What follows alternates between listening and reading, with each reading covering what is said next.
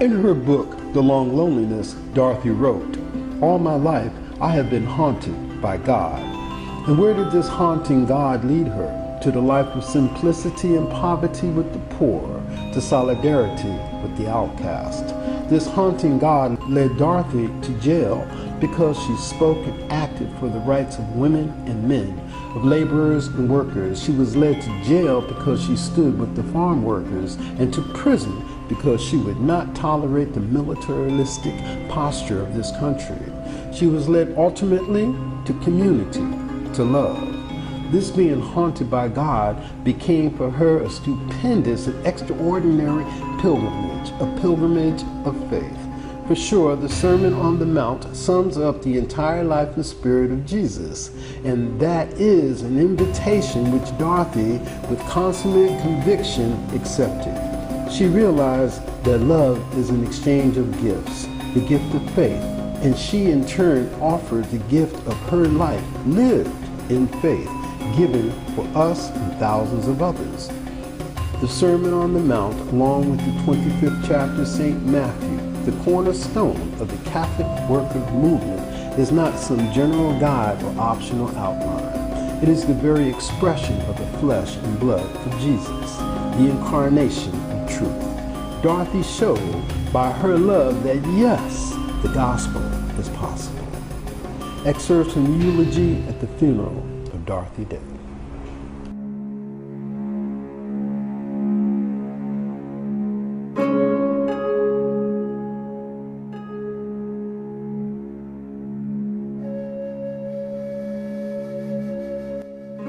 I think where it said a great one, when we're feeding people they call us saints, and when we're protesting they call us communists, things like that. That's not actually ascribed to Dorothy. That's Dom Camara.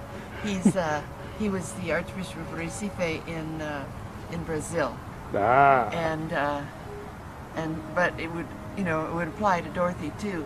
And well, let's start with the concept of her movement. Okay. The concept of her movement came from Peter Morin, who was a French peasant who had this idea, and he needed someone who would put it into action. And people said, well, you ought to talk to Dorothy Day. And so he tracked her down, and he talked to Dorothy Day, and she started it. But she always says he started it because it was his idea.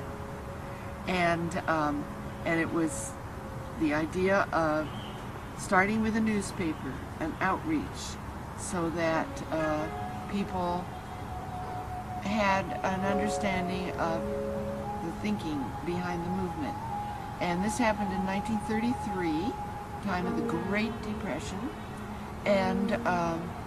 And so they put out their first newspaper on May 1st, International Workers' Day, in 1933, and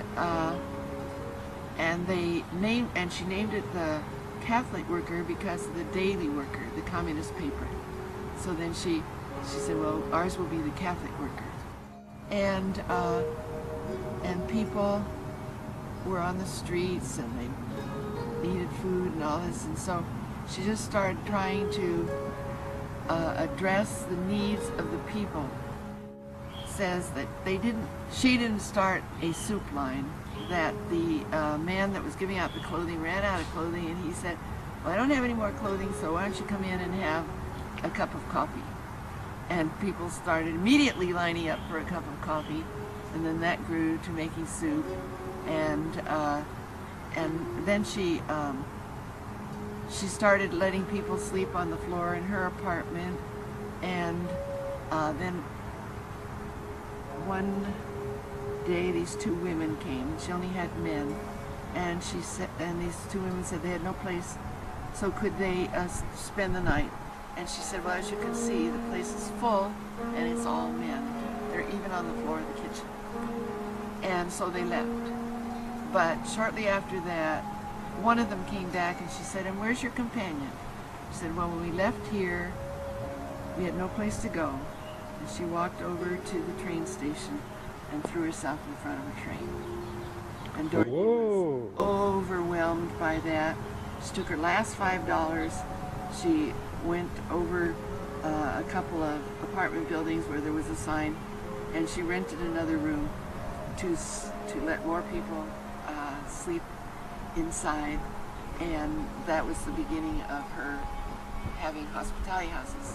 So she had the newspaper, and she was serving food and clothing, and so it evolved that she was doing the works of mercy, as in the Matthew 25. And by the end of her life on earth, she was doing it all. If anyone comes to you hungry, you don't go and you don't say to him, "Go be thou filled, go be warm." You go ahead and see to it that he does get what he needs.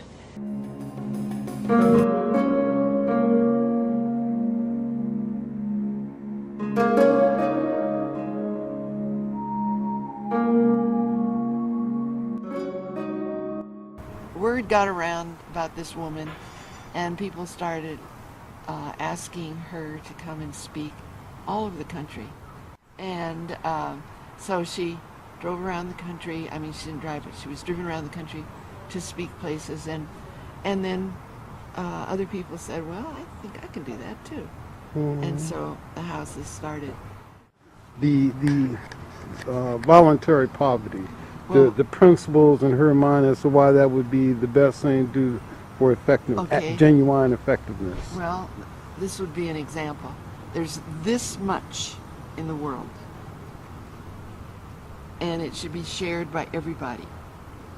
And if a handful of people have this much, it doesn't leave much for the rest of the people. Mm-hmm. So if everybody just takes what they need from this pool, then everybody will be taken care of. That isn't the way it is. So she called it voluntary simplicity or voluntary poverty.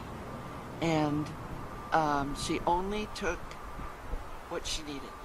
And so she never, another story is showing her feelings about, well, someone came and brought a diamond ring to her, and she knew its worth and all, but she went outside the house in New York, and she gave it to the first woman that walked by. And people were saying, well, why did you do that? We could have sold it and bought food. And she said, the poor need beauty too. How nice. Anarchy is a good thing, but it's looked upon in the world as a bad thing because of what has been attributed to anarchists at various times. Anarchy is working as a group without a head. Mm-hmm. And so for a very long time she was seen as the head of the Catholic worker, but she didn't see herself that way. And when she died, they ran an article, what will happen to the movement now that Dorothy's dead? Mm-hmm. And everybody thought the movement would die because she wasn't there. But the point was that she wasn't that kind of a head. She was a figurehead.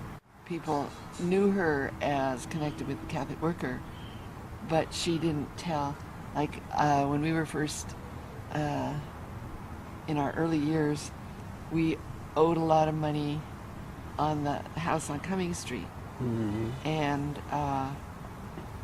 I wrote and I asked her, what should we do? And she said, one house can't tell another house how to run its business.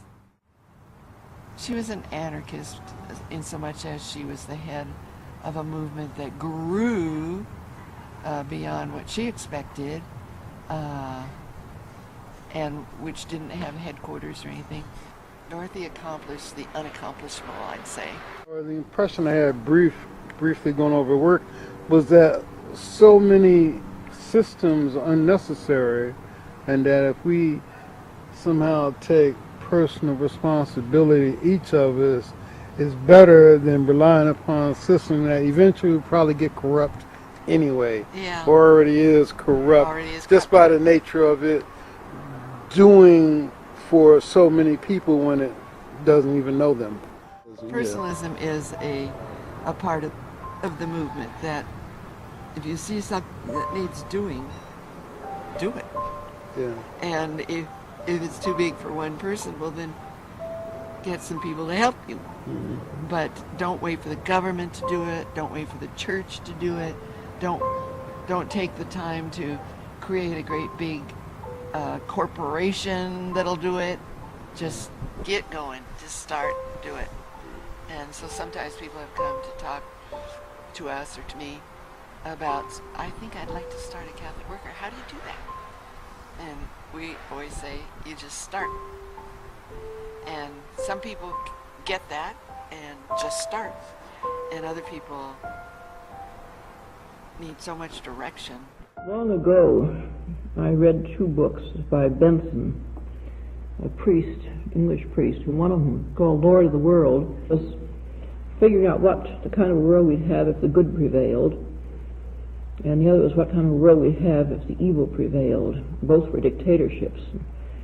I suppose that's one of the reasons why the mass of people instinctively feel that world government is something to be feared. Who will be in control of it? And the richest, the most powerful, the strongest, and so on, they haven't much faith, you see. Having been in courts of law, if you've been arrested a number of times and are in courts of law, you don't find them on the side of the poor, you don't find them on the side of the exploited and the Negro, the minority groups. You find it very much a farce.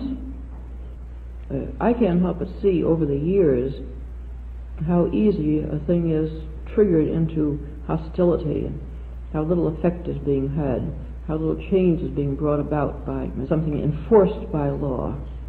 The outline of what it is to be a Catholic worker, the principles followed. So the idea is to, where you are, see the need, and figure out what you can do about meeting that need.